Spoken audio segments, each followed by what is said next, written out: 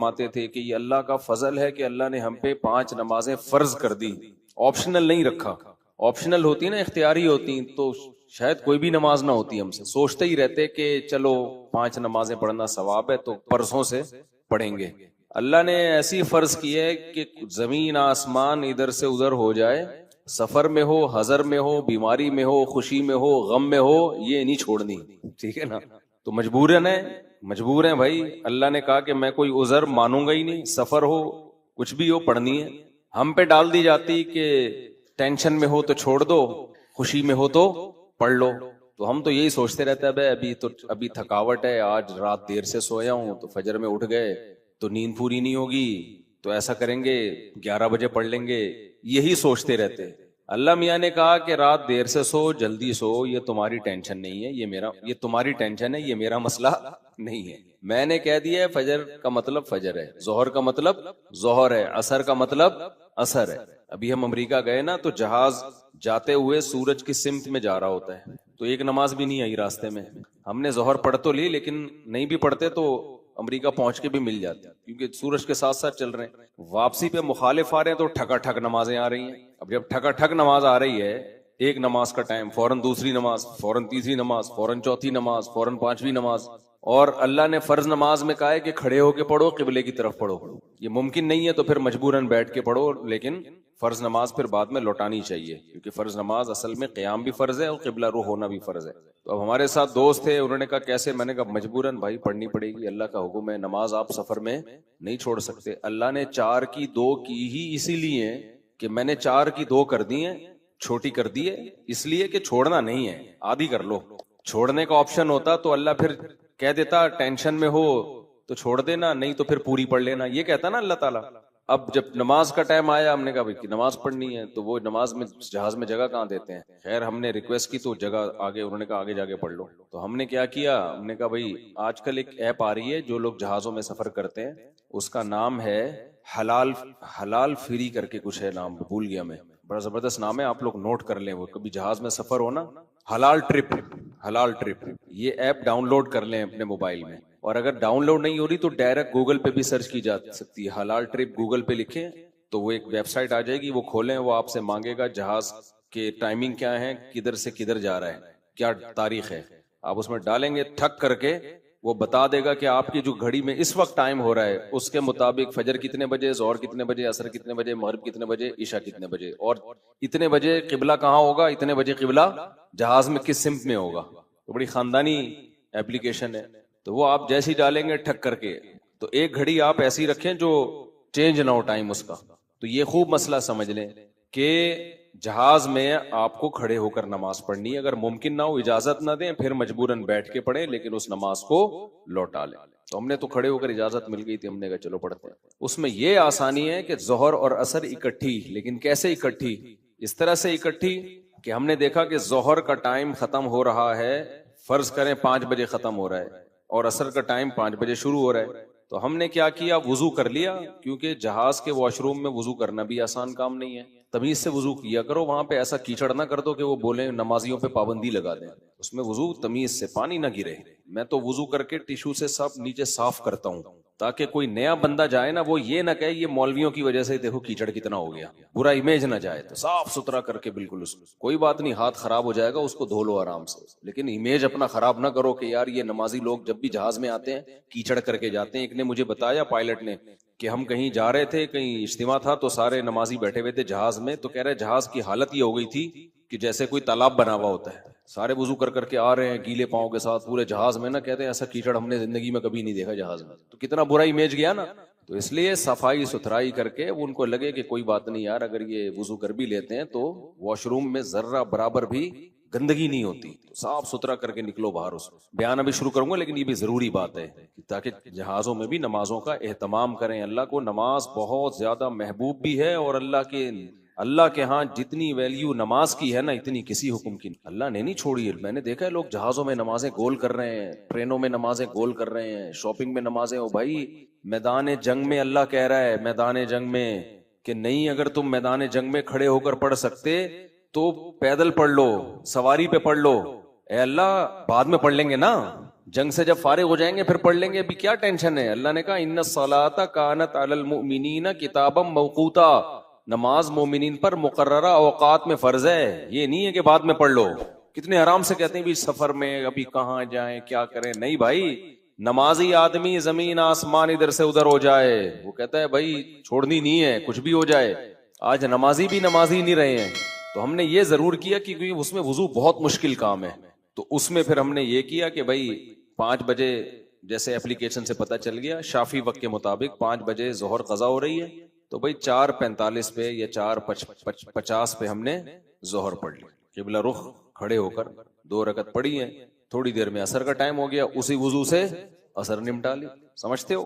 تو یہ اس طرح سے نبی صلی اللہ علیہ وسلم نے نمازوں کو سفر میں جمع کیا ہے۔ اور یہ جو حدیث ہے نا جس میں آتا ہے نبی صلی اللہ علیہ وسلم نے بغیر کسی عذر کے سفر کے نمازیں اکٹھی پڑھی ہیں ظہر عصر کی، تو اس کا بھی یہی مطلب ہے، ایسے اکٹھی نہیں ہے کہ ظہر کو قضا کر دیا ہو یا عصر کو ظہر کے ٹائم پہ پڑھ لیا ہو، ورنہ پھر یہ جو آیت ہے حافظوا علی الصلوات والصلاۃ الوسطی، نمازوں کی حفاظت کرو خصوصاً عصر کی نماز کی، پھر اس کا مطلب کیا ہو گیا؟ اس کا تو پھر مطلب ہی نہیں بنتا کوئی، تو حدیث کی وہ تشریح کی جائے گی جو قرآن سے میچ کر رہی ہو۔ تو اس طرح سے پھر مغرب عشاء بھی ایسے پڑھ سکتے ہیں آپ، مغرب کو ڈیلے کر دیا، عام حالات میں یہ مناسب نہیں ہے، نبی صلی اللہ علیہ وسلم کا معمول نہیں تھا، لیکن کبھی کبھار کوئی عذر ہو تو اس طرح سے ڈیلے کیا جا سکتا ہے۔ تو مغرب کو تھوڑا ڈیلے کیا عشاء کے قریب، صحیح بخاری کی حدیث ہے، اس میں حضرت عبداللہ بن عمر نے اسی طرح جمع کیا ہے کہ مغرب پڑھی تلبث یسیرن، تھوڑی دیر ٹھہرے، پھر عشاء پڑھ لی۔ تو اس سے پتہ چلتا ہے کہ جن حدیثوں میں آتا ہے اکٹھی پڑھی ہیں تو ان کا یہ مطلب ہے جو بخاری میں بیان۔ خیر ابھی یہ ٹاپک نہیں ہے، کیونکہ لوگ کہتے ہیں کہ یہ لوگ حدیثوں کو نہیں مانتے، حدیثوں میں تو 2 نمازیں اکٹھی پڑھنے کا ہے، ہم مانتے ہیں اکٹھی، لیکن اکٹھی کا مطلب کیا ہے؟ تو خلاصہ یہ کہ کسی قیمت پہ بھائی نماز قضا بولو مت کرو۔ دیکھو بار بار ایک بات بیان کرتا ہوں، اللہ کے حکم میں آسانی ہے، لچک نہیں ہے، کیونکہ دنیا میں کوئی بھی قانون ساز اپنے قانون کو ہلکا نہیں سمجھتا۔ دنیا میں جو بھی حکومت ہوتی ہے قانون بنائے اور یہ کہے کہ یہ لازم ہے، اس کے بعد پھر وہ لازم نہ کرے، اور تو اس کا مطلب خود اپنے قانون کی ویلیو کو وہ ڈی ویلیو کر رہی ہے نا، یہی مطلب ہو گیا نا۔ دنیا میں کوئی یہ نہیں کرتا، تو اللہ قانون بنائے اور کہے کہ یہ فرض ہے، سفر میں بھی فرض ہے، حضر میں بھی فرض ہے، پھر اللہ کہ چلو میں نے کہہ تو دیا باقی تمہاری مرضی۔ نا نا نا نا نا نا، صحیح ہے، اللہ نے کہہ دیا اب ہے تو ہے، اب آپشنل نہیں ہے۔ رمضان کے بار بار میں بتاتا ہوں نا، روزے میں مزدور کو بھی روزہ رکھنا پڑے گا، کتنی سخت گرمی ہو، کیونکہ اللہ نے قانون بنا دیا بھائی بیماری میں سفر میں چھوڑ سکتے ہو، اس کا مطلب تیسرا کوئی عذر نہیں ہے، رکھنا پڑے گا۔ تو اس لیے جو فرائض ہے نا، واجبات فرائض، اس میں اللہ کے قانون آسان ضرور ہے، لچکدار نہیں ہے، جب ہے تو ہے۔ اسی میں ایک اور مسئلہ آ گیا عدت کا، کسی عورت کے شوہر کا انتقال ہو جائے، اللہ نے قانون بنا دیا، آسان قانون بنایا، زمانہ جاہلیت میں بہت مشکل تھا، جب کسی عورت کے شوہر کا انتقال ہوتا تھا تو زمانہ جاہلیت میں عورت 2 سال عدت گزارتی تھی، کتنی؟ 2 سال، اور اس 2 سال میں وہ میلی کچیلی رہتی تھی، یہاں تک بھی بعض روایات میں آتا ہے اس کی جگہ کو گندا رکھا جاتا تھا، مینگنیاں لا کے ڈال دی جاتی تھی گند میں رہے۔ اسلام نے اس حکم کو ختم کیا، یہ ظلم ہے عورت کے اوپر، اللہ نے حکم دیا 4 مہینے 10 دن بس، اور اس میں میلی کچیلی نہیں رہے گی، نہائے دھوئے، بس زینت اختیار نہیں کرے گی، زیور نہ پہنے، خوشبو کا استعمال نہ کرے، زینت اختیار نہ کرے، باقی نارمل رہے، گھر سے باہر نہ نکلے۔ وہ ایک صحابیہ نے نبی صلی اللہ علیہ وسلم سے اجازت چاہی کہ بھئی 4 مہینے 10 دن میں یوں کر لوں، میں فلانی جگہ چلے جاؤں، آپ نے فرمایا اللہ تعالیٰ نے تمہیں یہ آسانی دی ہے کہ وہ زمانہ جاہلیت کا حکم اللہ نے منسوخ کر دیا، اب اتنی آسانی دے دی، تو اب اس حکم کو فالو کرنا پڑے گا۔ اب آج کل خواتین کیا کرتی ہیں، شوہر کی ڈیتھ ہوئی، جو دیندار نہیں ہے ان کی تو بات ہی نہیں کر رہا نا، ان کی نظر میں تو عدت ودت کی کوئی 2 ٹکے کی حیثیت ہی نہیں ہے، وہ تو اس کو دقیانوسی حکام سمجھتی ہیں، لیکن جو دیندار ہیں وہ بھی بھائی وہ ڈیتھ ہوئی، شوہر کا چہرہ دیکھنے کے لیے جا رہی ہیں ہسپتال، پھر وہ فلانے کے کام سے جانا ہے تو آج فلانے کے کام سے جانا ہے، تو آج یوں کرنا ہے، آج یہ کرنا ہے، یہ فلانے پورشن میں چلی جاتی ہوں، ماموں کے گھر جا کے عدت گزار لیتی ہوں۔ بھائی اللہ تعالیٰ نے جو عدت کے حکام دیے ہیں، شوہر کی ڈیتھ ہوتے ہی عورت کی عدت بولو شروع، اور عدت میں 2 کام لازمی ہیں، گھر سے نہیں نکلنا ہے، زینت اختیار نہیں کرنی۔ اب اس میں لوگ ہمیں تنگ کرتے ہیں، یار وہ چہرہ دیکھنے جانا چاہتی ہے ہاسپٹل میں، بھائی شوہر کو گھر لے آؤ، اگر بیوی نے اپنے شوہر کو دیکھنا ہے میت کو گھر لے آؤ, عورت نہیں روڈ پہ آ سکتی, جنازے کی چارپائی کے پیچھے پیچھے جا رہی ہوتی ہے گھر سے باہر نکل کے, پھر اللہ کو غضب آئے گا. جب میں نے ایک آرڈر دے دیا ہے اس کو ہلکا کیوں لے رہے ہو؟ عیادت کے لیے نہیں جا سکتی وہ, سمجھ رہے کہ بھئی فلاں بیمار ہے تو چلو میں عیادت کے لیے چلی جاؤں, فلاں کی ڈیتھ ہو گئی چلو میں تعزیت کے لیے. حج ختم ہو جاتا ہے اس سے. حج کی کتنے مسئلے آتے ہیں, عورت نے حج کی درخواست دی ہوئی ہے, نام آ گیا, حج پہ جانے کی تیاری ہو گئی, شوہر کا انتقال ہو گیا, اب جس دن جانا ہے 4 مہینے تو ہو جائیں گے, 10 دن رہ جائیں گے. تو ہم کہتے ہیں بھائی 10 دن کیا 1 گھنٹہ بھی رہ گیا ہونا 4 مہینے 10 دن ہونے میں, آپ کو 1 گھنٹہ پہلے بھی نکلنے کی اجازت نہیں. بے شک حج ضائع ہو جائے کوئی بات نہیں, حج کینسل ہو جائے, کیونکہ حج کی فرضیت پہ عدت مقدم ہے. حج اگلے سال بھی ہو سکتا ہے, عدت تھوڑی ہو سکتی ہے. تو ہاں یہ اللہ نے آسانی رکھ دی ہے کہ جس عورت کا کوئی کمانے والا نہ ہو, اللہ نے لچک, جہاں شدید ضرورت تھی وہاں اللہ نے خود بخود لچک رکھ دی کہ بھوکے تو نہیں مر سکتے نا, کمانے والا کوئی نہیں ہے تو کمانے کے لیے جا سکتی, مجبوری ہے بھائی کمانا. تو اس میں فقہاء نے بیان کیا دن میں جائے بغیر زینت اختیار کیے, اور دن میں واپس آ جائے, اور صرف کمانے کی حد تک باہر نکلے, ادھر ادھر نہ جائے. اب اس میں خواتین یہ کیوں ایسے کیا, بھائی اللہ کا حکم ہے, اب اس میں آپ کو چونو چرا کی اجازت بولو نہیں ہے, بس آرڈر دے دیا. پھر اللہ نے یہ بھی حکم نازل کر دیا کہ اگر عورت پریگنینسی میں ہے تو بچہ ہوتے ہی اس کی عدت ختم ہو جائے گی. دیکھو ہمارے نبی صلی اللہ علیہ وسلم بھی اللہ کے آرڈر کے سامنے کیسے اپنی عقل نہیں استعمال کرتے تھے. ایک صحابیہ کو حمل تھا, ان کے شوہر کی ڈیتھ ہوئی ہے اور ادھر بچہ پیدا ہو گیا, ادھر ڈیتھ ہوئی اور ادھر فوراً ہی. اب ان کو خیال ہوا بھائی اتنی جلدی تو عدت پوری نہیں ہوتی, تو کیا کرنا ہے, نبی نے سے مسئلہ پوچھا کہ آپ نے فرمایا ختم.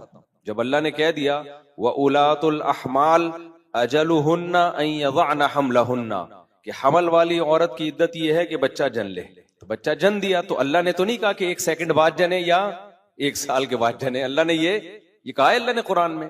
تو ہمارے نبی بھی اللہ کے حکم کو کیسے فالو کرتے تھے نا. اگر یہی بچہ پہلے پیدا ہو جاتا, پیدا ہوتے ہی شوہر کی موت ہو جاتی. فقہا بہت باریک مسائل بیان کرتے ہیں, اور آج کل کے اسکالر نا ان کا مذاق اڑاتے ہیں کہ دیکھو یہ اتنی باتوں میں لوگوں کو الجھایا ہوا ہے. فقہا نے بیان کیا ہے کہ ادھر بچہ پیدا ہوا, کیونکہ ایسا ممکن ہے, قانون جب لکھا جاتا ہے تو امکان کو بھی لکھا جاتا ہے کہ ابھی آدھا بچہ پیدا ہوا ہے اور شوہر کی ڈیتھ ہو گئی تو کیا ہوگا. ایک ہے بچہ پیدا ہوتے ہی شوہر کی ڈیتھ ہو جائے, تو بچہ چونکہ پہلے پیدا ہوا ہے, شوہر کی ڈیتھ بعد میں ہوئی ہے, تو اب عدت کیا ہوگی, اب 4 مہینے 10 دن چلے گی. ادھر شوہر کی ڈیتھ ہوئی اور فوراً بچہ پیدا ہو گیا تو عدت ختم. اب ایسے بھی کیس قیامت تک کے لیے دین آیا ہے نا, ایسا بھی ممکن ہے کہ شوہر کی ڈیتھ ہوئی اور بچہ آدھا پیدا ہوا ہے اور ادھر ڈیتھ ہوئی اس کی, یعنی ولادت ہو رہی تھی اور شوہر کا انتقال ہو گیا. امکان تو ہے نا, لا جب لکھا جاتا ہے نا تو اس میں امکانات بھی لکھے جاتے ہیں.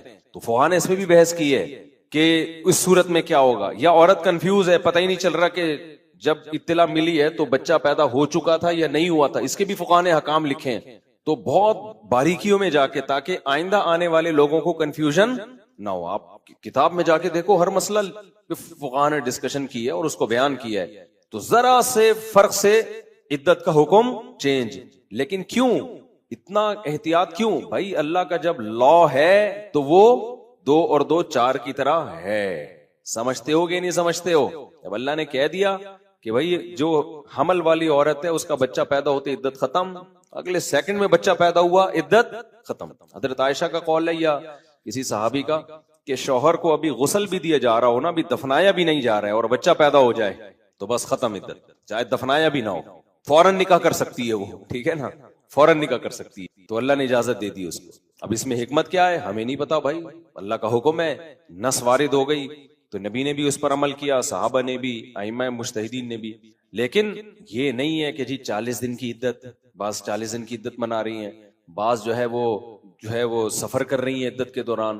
تو ہاں گھر اکیلا ہے, وحشت ہے اس میں, بہت زیادہ خوف ہے, کوئی خطرہ ہے چوری چکاری کا, تو مجبوری میں پھر وہ گھر چینج کر سکتی ہے. جیسے کوئی ایسی جگہ پہ رہ رہی ہو جہاں چور ڈاکوؤں کوئی ساتھ رہنے والا نہ ہو, وہ ایک الگ مسئلہ ہے. تو یہ تو میں نے کچھ تھوڑی سی وہ اصل بات یہاں سے شروع کی تھی کہ کام جب مسلط ہوتا ہے تو ہو جاتا ہے, انسان اپنے اوپر اختیاری میں ڈال دینا تو بس وہ ترتیبیں ہی بناتا رہے گا, سوچتا ہی رہے گا, کام دھیلے کا نہیں ہوگا. تبھی ہمارے حضرت فرمایا کرتے تھے کہ اللہ سے دعا کیا کرو کہ اللہ جو دین کی خدمت ہے اس کو میری مجبوری بنا دے, میں چاہوں نہ چاہوں کام ہو بس لے توں تو یہ اللہ کا بڑا فضل ہے. مولوی نہ بھی چاہے تو دین کا کام اس کو کرنا پڑتا ہی ہے. یہ اللہ نے, اور حضرت فرماتے ہیں اللہ کی اتنی بڑی نعمت ہے جس کا جتنا عام آدمی کے لیے آپشنل ہے, ہمارے لیے تو بھائی مجبوری ہے. حضرت فرمایا کرتے تھے کسی کو مسجد کا امام بن جائے نا تو اس پہ اللہ کا شکر ادا کرے, اب تو نماز اپنی تو پڑھنی ہے, ورنہ لوگ کہاں پڑھ رہے ہوتے ہیں. جب امام بن گئے اب اپنے لیے نہیں تو پبلک کے لیے پڑھنی ہے, لیکن پڑھ تو رہا ہے نا, فرض تو ادا ہو رہا ہے, تو اس بہانے جماعت تو مل رہی ہے. اس سے تو بہتر ہے کہ سوتا رہتا ہے, ورنہ جو عام نمازی ہیں سو رہے ہیں, یار آج نہیں جاتے, امام کہتا ہے بھائی نہیں گئے, پبلک بولے گی کدھر گیا. صحیح ہے, یہ زیادہ اچھا ہے کہ چلو یار کسی بھی طرح سے ہو, کام تو مسلط ہو نا, ہو تو جائے.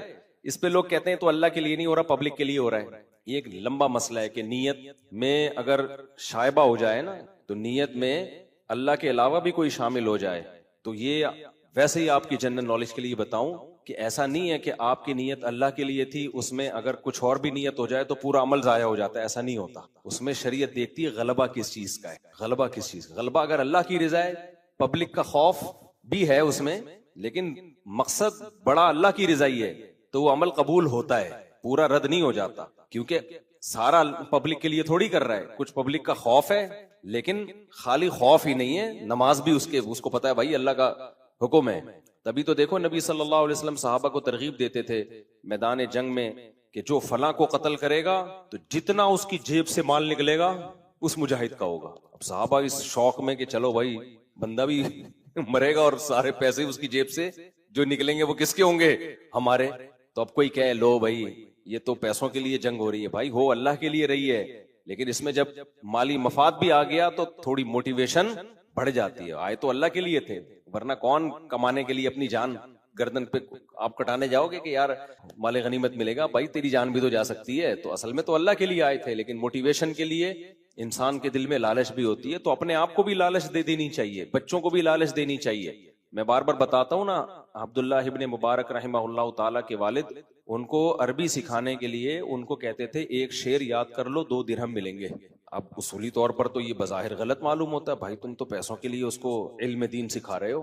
بھائی پیسوں کے لیے نہیں سکھا, اللہ کے لیے رہے ہیں, لیکن درمیان میں تھوڑا سا پیسوں کا تڑکا لگا رہے ہیں کہ اس بہانے سیکھ تو لے گا نا. تبھی عبداللہ بن مبارک کہتے ہیں میں نے دین کا علم حاصل کیا تھا دنیا کے لیے, لیکن جب علم آیا نا تو اللہ نے میرے دل سے دنیا نکال دی. ٹھیک ہے نا, یعنی نیت تو یہی تھی, پیسے ویسے ملتے تھے, مجھے پیسے ملتے تھے, نیت تو یہی تھی, لیکن جب علم آ گیا, علم نے ہی سکھایا کہ بھائی یہ اللہ کے لیے ہوتا ہے, دنیا کے لیے نہیں ہوتا. تو اپنے آپ کو اچھائی کی عادت ڈالنے کے لیے اگر دنیا کو شامل کرنا پڑے نا تو بھی ٹھیک ہے, عادت پڑ جائے اخلاص پیدا ہوتا رہے گا. ایک شاعر نے بڑا پیارا شعر کہا ہے, وہ ریا جس پر تھا زاہد تعنزن, پہلے عادت پھر عبادت بن گئی. یہ بڑا خاندانی شعر ہے, اس کا مطلب سمجھاتا ہوں. اب تھوڑا آڑا ترچا بیان ہو رہا ہے لیکن پارسل کر رہا ہوں, کام کی باتیں ہو رہی ہیں, وہ غلط باتیں تو نہیں کر رہا نا. وہ ریا جس پر تھا زاہد تعنزن, زاہد کہتے ہیں جو دنیا سے بے رغبتی, اللہ کی عبادت کرنے والا.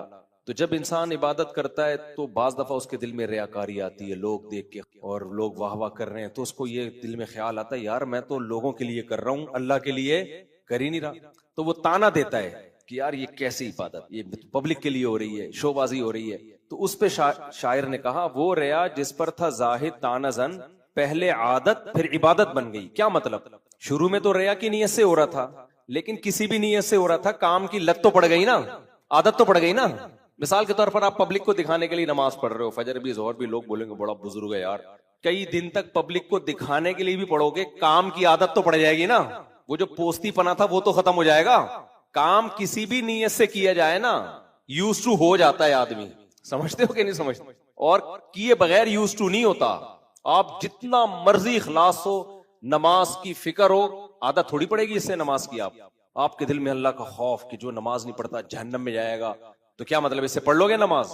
عادت جب تک نہیں پڑے گی نہیں ہوگا. ایک نماز میں خوف پیدا ہوگا, اگلی میں تھوڑی ہوگا. اگلی میں ہو سکتا ہے کوئی غافل ہو جاؤ, بازار میں ہو, بازار کی محبت پیدا ہو جائے. بھائی کیفیات جو ہے نا انسان پر وہ چینج ہوتی رہتی ہیں, کنٹینیو ایک کیفیت کبھی بھی نہیں ہوتی. اب نماز کا آپ کے دل میں فجر کے وقت بڑا خوف تھا, جو نماز نہیں پڑھتا جہنم میں جائے گا, اس خوف کی وجہ سے آپ نے آگے فجر پڑھ لی. کیا آپ سمجھتے ہو ضروری ہے کہ یہ خوف ظہر میں بھی ہو؟ بولو نا. ہو سکتا ہے ظہر میں 4 شادیوں پر بیان سن کے آئے ہو آپ, शादियों में उलझा हुआ हो, दुल्हनें आ रही हो आपको ख्वाब में, वो खौफ ही निकल गया आपका, तो अब कहां से मोटिवेशन मिलेगी? नहीं मिलेगी। आप छोड़ दोगे जोर, फिर कहीं मौलवी साहब का बयान सुन लिया, मौलाना तारिक जमील साहब की तकरीर सुन ली, ओ भाई एक खौफ पैदा हुआ, कांप रहे हैं, असर पड़ ली। मगरिब में फिर कोई फिल्म देखने बैठ गए, वो सारा खत्म। किसी मुल्हिद का बयान सुन लिया, वसवसे पैदा हो गए। तो ये जो मोटिवेशन है ना, लालच और खौफ, ये काम थोड़ा सा करने में तो मददगार होती है, लेकिन इससे काम की आदत, क्योंकि ये कैफियत हमेशा रहती नहीं है। रहे तो आदमी मर जाए, समझ में नहीं आ रही बात। अगर ये कैफियत हमेशा रहे ना, तो या तो खौफ से मर जाए फिर आदमी, जहन्नम से हर वक्त कोई भी नहीं कांपता रहता, कभी कभार ही कैफियत आती हैं। तो इसलिए जो भी इस्लाह करते हैं ना बुजुर्गान दीन, उनकी कोशिश होती है खानकाहों में कि इसको आदत डाली जाए इस काम की। भले रियाकारी के लिए कर यार, तू दुनिया के लिए कर, पैसे ले ले हमसे नमाज पढ़ने के, आदत डालो इसको।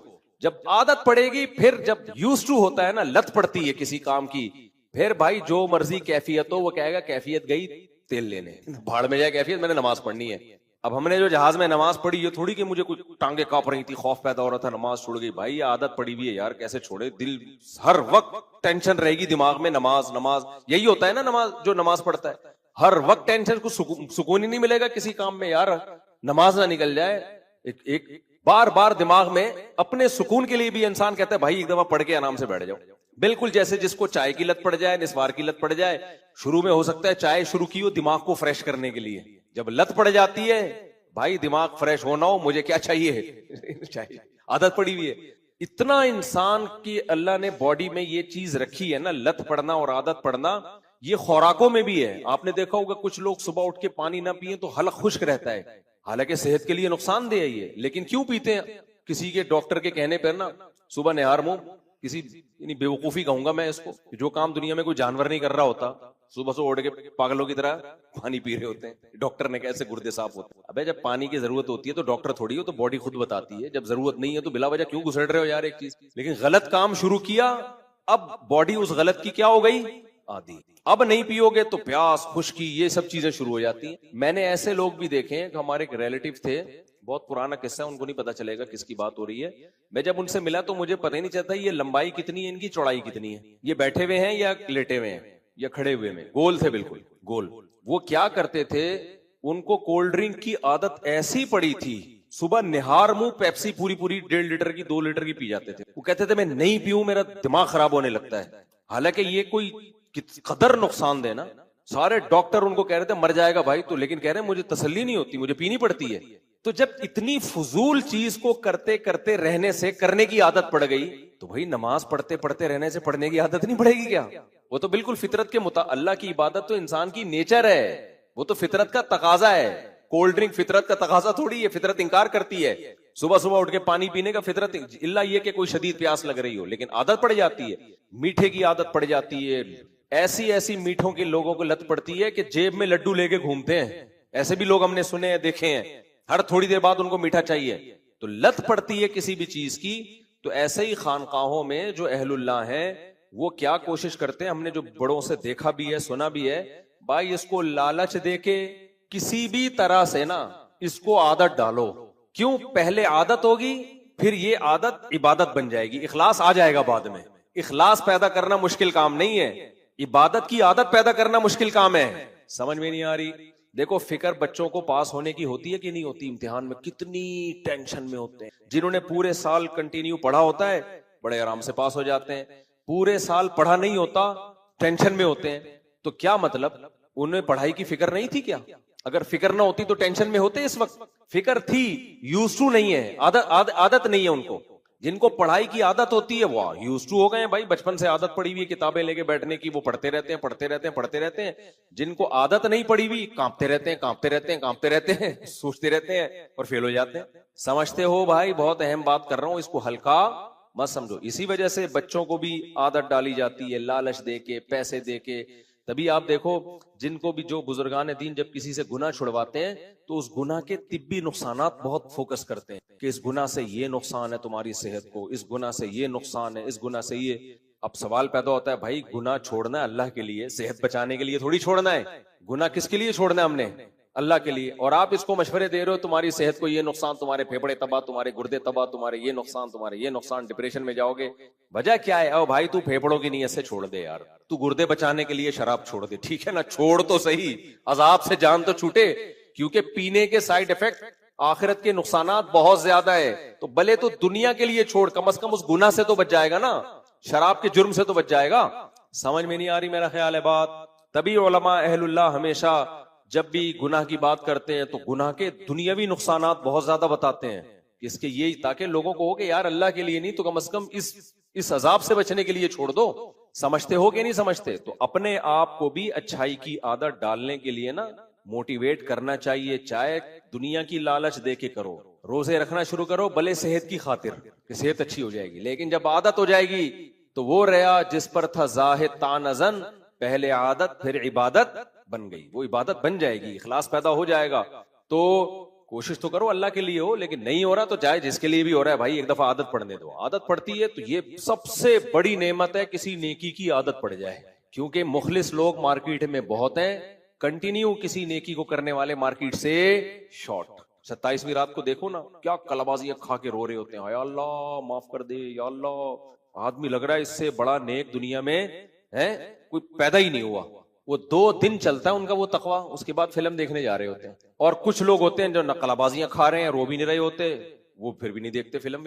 صحیح ہے نا, کیونکہ ان کو برائی سے بچنے کی عادت ہے, ان کو یہ لت ہی نہیں پڑی ڈراموں فلموں کی, تو آرام سے گھوم رہے ہوتے ہیں. میں نے ایسے بہت لوگ دیکھے, ایسے اہل اللہ بھی دیکھے ہیں میں نے, کہ وہ زیادہ روتے دھوتے نہیں ہیں لیکن برائیوں سے بچے ہوئے ہیں. کیوں؟ جس ماحول میں پیدا ہوئے اس میں برائیوں کا ماحول نہیں تھا, بچپن سے ماں باپ نے تربیت کی, برائی کرنے نہیں دی. وہ کہتے ہیں بھائی ہم سے نہیں ہوتی یار, ہوتی نہیں ہے, جاؤ. ہمارے حضرت فرمایا کرتے تھے یہ جو بدنظری ہے نا یہ انسان کی فطرت کے خلاف ہے. جب انسان صحیح ماحول میں بڑا ہوتا ہے نا تو اس کو غیر محرم عورت کو دیکھنا اس کے ضمیر پسند نہیں کرتا, اس کو اپنے اندر سے بو آتی ہے, اسمیل آتی ہے. فرمایا کہ لوگ کیا کرتے ہیں, اللہ نے اسپرنگ لگائے ہوئے ہیں کچھ, کہ جب نظر پڑتی ہے خود جھک جاتی ہے, تو لوگ آنکھیں پھاڑ پھاڑ کے دیکھ کے نا وہ اسپرنگ ڈھیلے کر دیتے ہیں, پھر دیکھنے کی لت پڑ جاتی ہے. پھر جس دن کوئی گزر رہی ہو نہ دیکھے تو ڈپریشن میں جا رہے ہیں کہ پتہ نہیں کیا بہت بڑا کوئی علم تھا جو ان سے جس سے محروم رہ گئی. یہ ٹھڑک ہوتی ہے کہ یار دیکھیں تو, حالانکہ کچھ بھی نہیں ہوگا, تو دیکھے گا کچھ بھی نہیں ہے. موبائل میں کتنی تصویریں بھری ہوئی ہیں, گوگل پہ کتنی, جو جس قسم کا ڈیزائن دیکھنا چاہے دیکھ سکتا ہے نا. کتنے آج کل گناہ کے راستے, پھر بھی جو کوئی گزر رہی ہوگی نا آنٹی, جب تک ایک دفعہ دیکھ نہ لے اس کو چین نہیں آتا. کیا کر لیا بھائی تو نے اس کو دیکھ کے, کیا مل گیا تجھے؟ وجہ کیا ہے؟ دیکھ کے عادت کس کی پڑ گئی ہے؟ دیکھنے کی. تو اس کا علاج کیا ہے بھائی؟ جو کام کرتے رہنے سے کرنے کی عادت ہوتی ہے, چھوڑتے رہنے سے چھوڑنے کی. بالکل وہی فارمولہ ہے, جس وجہ سے لت پڑی ہے وہی چھوڑتا رہے گا. تو شروع میں تکلیف ہوگی, اس کے بعد چھوڑنے کی عادت, پھر کوئی گزرے گی تو تیری نظر ہی نہیں اٹھے گی. جو آنکھیں پھاڑ پھاڑ کے دیکھ رہے ہوں گے تجھے ان پہ تعجب ہوگا, بھائی کیسے پاگل لوگ ہیں یار ٹھرکی, تجھے ان پہ تعجب ہوگا. سمجھ رہے ہو کہ نہیں سمجھ رہے ہو؟ دیکھو سچ بولتے رہنے سے سچ کی عادت پڑتی ہے, جھوٹ بولتے رہنے سے, پھر جب ایک دفعہ جھوٹ کی عادت پڑ جائے نا اس آدمی کے لیے, گالیاں دینے سے گالیوں کی عادت پڑتی ہے, اللہ بچائے. جب نہیں ہو تو پھر نکلتی نہیں ہے منہ سے, پڑ جائے تو پھر گالی روکنا بڑا مشکل ہوتا ہے. تو کسی بھی طرح سے اپنے آپ کو بھائی نیکی کا عادی بناؤ. تبھی دیکھو ہم کہتے ہیں نا اپنے بچوں کو غیر مسلم ممالک میں مت بھیجو. چھوٹے غیر مسلم کنٹریز میں مسئلہ کیا ہو رہا ہے, یہاں مسلم ممالک میں ہوتا یہ ہے کہ بچہ کبھی کفر کی بات سنتا ہی نہیں, چاروں طرف وہ دیکھ رہا ہے اللہ رسول کی بات. چاہے مسلمان گناہگار بھی ہو, اسلام کے خلاف کوئی بات نہیں کرے گا, کوئی اس کے نماز پڑھتا دیکھ کر تعجب کا اظہار نہیں کرے گا.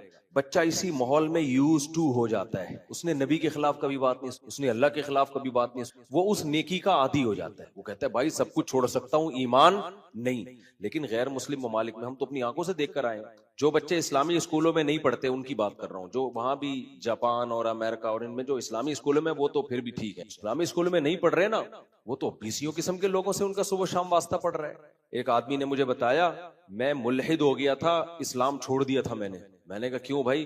کہہ رہا میں چائنا میں رہتا تھا, میں نے نماز ایک دن پڑھ رہا تھا, ایک چائنیز آیا اور کہا یہ تم کیا کر رہے ہو؟ میں نے کہا نماز پڑھ رہا ہوں میں. کہہ رہا ہم ہمیشہ پاکستان میں پڑھتے تھے تو لوگ دم کرواتے تھے آ کے, یار نمازی ہے چلو یار. کہہ رہا وہ چائنا والا, کہہ کیوں کیا کر رہے ہو؟ میں نے کہا بھائی اللہ کی عبادت. اس نے کہا اللہ کیا ہوتا ہے؟ میں نے کہا اللہ جس نے پیدا کیا. کہتے ہیں اس کی کیا دلیل ہے تمہیں اللہ نے پیدا کیا؟ کہہ رہے میں نے کہا بھائی اور کس نے پیدا کیا؟ کہہ رہے خود بخود ہوا ہے یہ سب کچھ. اب کہتے ہیں ہم نے کبھی یہاں تو سنا نہیں تھا یہ سب باتیں. تو اتنے لوگوں نے اس قسم کی باتیں کی کہہ رہے میرے دل میں وسوسے آنا شروع ہو گئے. پھر وہ ڈارون کی تھیوری, یہ ایک سیل بنا تھا, پھر ٹوپی ڈرامے جو یہ گھماتے ہیں یہ لوگ فضول بکواس, کہ وہ جب پوچھو نا بندر سے ایک دم سے انسان کیسے بن گیا, بیچ کی نسلیں کہاں غائب ہو گئیں.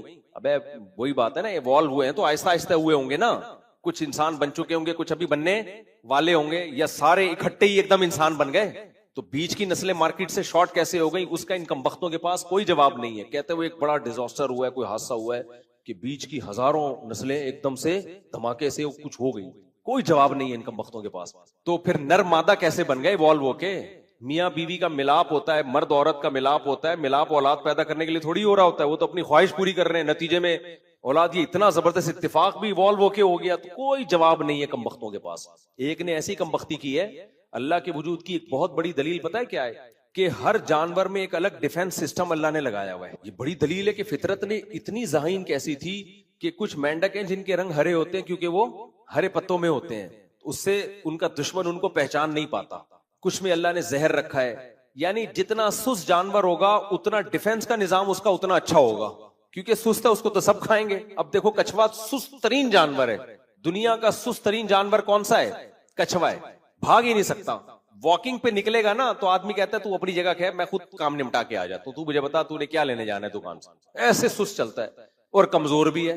تو اس کو تو ساری دنیا کھا جاتی, سارے جانور کھا جاتے, لیکن اللہ نے اس کو اتنی اوپر اس کی پلیٹ رکھ دی ہے, اتنا مضبوط خول بنا دیا ہے کہ آپ کوئی بھی شیر جائے اس کو کھانے کے لیے, لومڑی جائے, کتا جائے, اب بھاگ تو سکتا نہیں ہے وہ.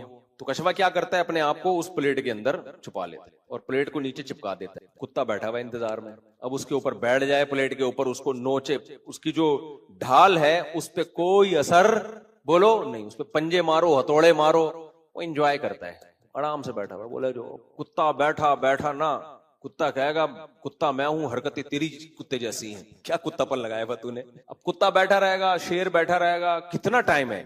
اچھا اس میں ڈر یہ ہوتا ہے کہ بھائی کچھوا اندر بیٹھ گیا نا, اب ہو سکتا ہے کچھوے کو تو 20 کام ہوں گے یار, کب تک بیٹھا رہے گا. شیر اگر بھوکا ہے وہ تو بیٹھا رہے گا نا باہر, تو اب کچھوا بھی تو بور ہو کے نکلے گا نا ایک دن. بھائی آپ قلعے کا محاصرہ کر لیتے ہیں فوجی لوگ, تو ایک وقت آتا ہے وہ اندر جو لوگ ہیں تنگ آ کے بولتے ہیں اب گرفتاری دے دو یار, ہم ساری زندگی یہیں تھوڑی گزاریں گے. ہر ایک کی ایک ایج ہوتی ہے نا, 10 سال تھوڑی قلعے میں محصور ہو کے رہیں گے. تو کچھوے کو اللہ نے عمر اتنی لمبی دے دی ہے. میں نے تنزانیہ میں 300 سال پرانے کچھوے دیکھے ہیں, جس پہ یونائٹڈ نیشن نے ان کی عمریں لکھی ہوئی ہیں کہ 300 سال پرانا. اتنے پرانے کچھوے, اتنی لمبی عمریں ہوتی ہیں ان کی. تو اللہ نے عمر اتنی لمبی دے دی کہ شیر اب بیٹھا ہوا انتظار کرے گا. شیر بولے گا یار میں 20 سال 10 سال 15 سال دنیا میں لے کے آیا ہوں, اس کمبخت کے انتظار میں میرے 2-4 سال گزر گئے, میری زندگی تو آدھی زیادہ ختم, اور یہ کمبخت. کچھوا کہے گا میں تو 300 سال تک رہوں گا, میرے پاس ٹائم بہت. اس کو عمر بھی اتنی, اس کو جلدی ہے ہی نہیں کسی کام میں. کوئی بات نہیں یار, زندگی کے 2-4 دن اگر کم بھی ہو گئے تو میری صحت پہ کوئی فرق بولو نہیں پڑے گا. اب یہ ساری اس بات کی دلائل ہیں کہ یار اس کو نظام کو کسی نے بنایا ہے. فطرت نے خود تو نہیں کر دیا کہ جس بیچارہ سست ہے تو اس کو خول دے دو, اس کو دوسرا اپنی نسل بچانے کا کوئی اور ٹیکنیکل طریقہ دے دو, عمر بھی لمبی کر دو, جلد بازی نہیں ہو اس کو. وہ شیر کی عمر کم ہے, ٹائم کم ہے اس کے پاس, وہ پھر تھوڑی دیر انتظار کرتا ہے, بولتا ہے میرے دنیا میں اور بھی کام ہے. صحیح ہے نا, تو نکل جاتا ہے وہاں سے, تو چھوڑ دے. جب وہ کچھوا پھر بھی آرام سے اندر پڑا رہتا ہے, کیونکہ شیر پیچھے مڑ کے دیکھتا ہے کہ میرے جانے کے بعد دیکھنا منڈی نکالے گا, یہ جیسے نکالے گا حملہ کروں گا. کچھوا کہتا ہے تو جا. شیر چلا جائے گا, کچھوا اگلے دن منڈی نکالے گا, بولے گا میرے پاس نہیں ہے, میرے پاس بہت. پھر تھوڑا سا جائے گا یوں کر کے, پھر دیکھے گا کوئی چیتا آ رہا ہے, چلو پھر بیٹھ گیا آرام. تو یار یہ نظام کسی نے بنایا ہے بھائی, یہ خود بخود نہیں ہو سکتا. تو اس کا ان کمبختوں کے پاس کیا جواب ہے؟ کہہ رہے ہیں ایکچولی ہوا یہ تھا کہ نسلیں تباہ ہو رہی تھی, تو جن کا اتفاق سے جن کا ایسا سسٹم تھا وہ بچ گئے, جن کا ایسا سسٹم نہیں تھا وہ, بھائی آپ ٹوپی کرا رہے ہو, خدا کے انکار کے لیے بہت حد سے کراس کر رہے ہو آپ. مور کے جو اتنے خوبصورت پر ہیں, یہ ایوالو ہونے کا نتیجہ. دنیا میں مور ہی کیوں پر پھیلا کے گھومتا ہے, ناچ دکھاتا ہے, اپنے پروں کی نمائش کرتا ہے؟ کوئی اور پرندہ اس طرح سے نمائش کیوں نہیں کرتا؟ فطرت نے اس کو جب اتنے خوبصورت پر دیے, دماغ وہ ذہانت تھوڑی ہے جو انسانوں کی ہے. فطرت نے اسی میں یہ دکھایا کہ اپنے پر ایسے گھما کے لوگوں کو دکھانا, تاکہ تیرے کلر کو دیکھ کر وہ کہیں کہ یہ پینٹنگ کسی نے کی ہے, یہ پینٹر کا کمال ہے, یہ پینٹنگ کروڑوں سال میں بھی آٹومیٹیکلی نہیں ہو سکتی. تو مور کی تو ساڑی نما ایسے پیچھے وہ جھالر گھوم چلتی ہے, اور پھر ایسے پر لگا کے دکھاتا ہے, یوں گھومتا ہے. ہمارا مور دیکھ لیا کرو صبح, ایسے یوں یوں کر کے یوں، اور ایسا مور اسٹائل کرتا ہے، میں کہتا ہوں ون مور، ایک اور دفعہ دکھائیے اپنا اسٹائل جو ہے نا. پھر وہ یوں کرتا ہے ایسے کر کے، پھر ایسے پر اتنے خوبصورت اس کھلتے ہیں. تو بھائی یہ فطرت کی عکاسی ہے. تو خیر ہم کہاں سے کہاں چلے گئے. تو وہ دیکھو وہ چائنا میں جب چاروں طرف اوٹ پٹانگ باتیں سن رہے ہیں بیکار قسم، خدا کو کس نے بنایا، پھر خدا، تو وہ کہتے ہیں میں تو پاگل ہو گیا، میں نے نماز ہی چھوڑ دی، ایسے وسوسے آئے. خیر اللہ نے اس کو پھر ہدایت